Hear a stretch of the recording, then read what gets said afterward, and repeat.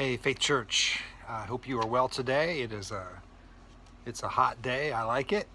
I hope you do too. I hope you also had a chance to read the scripture readings that we're going through together today. Genesis 27 is a marvelous story about, it's about deceit, about a pretty dysfunctional family.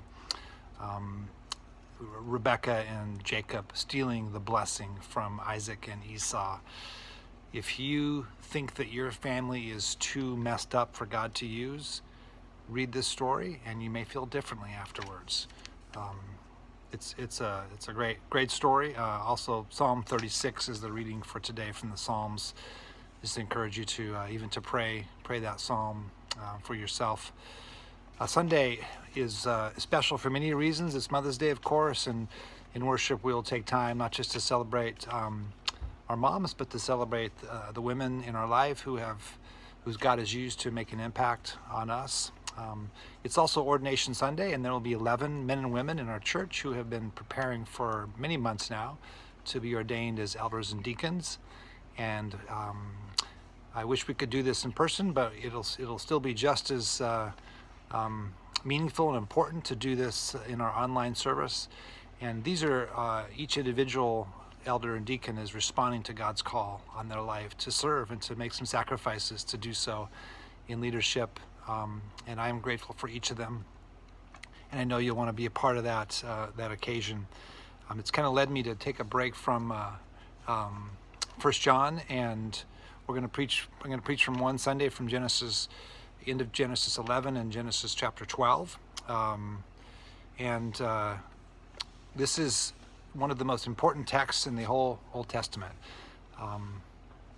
Years ago, I got a chance to go to visit the headwaters of the Colorado River, which is in Rocky Mountain National Park in Colorado, and amazing to see where this river begins. This massive river that has, over time carved the Grand Canyon, and it doesn't start out that impressive, but it ends up impressive. And that's in many ways this call of Abraham and Sarah is the headwaters of God's plan of salvation for all of creation.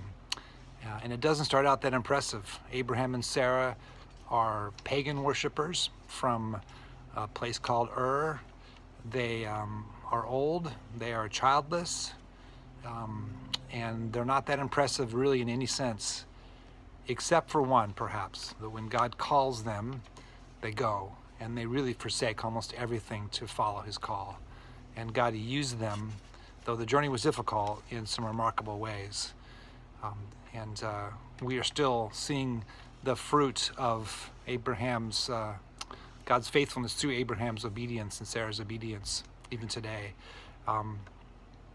Really would encourage you to read. The text will be Genesis 11:27 up to Genesis 12:4. Even read further if you want to.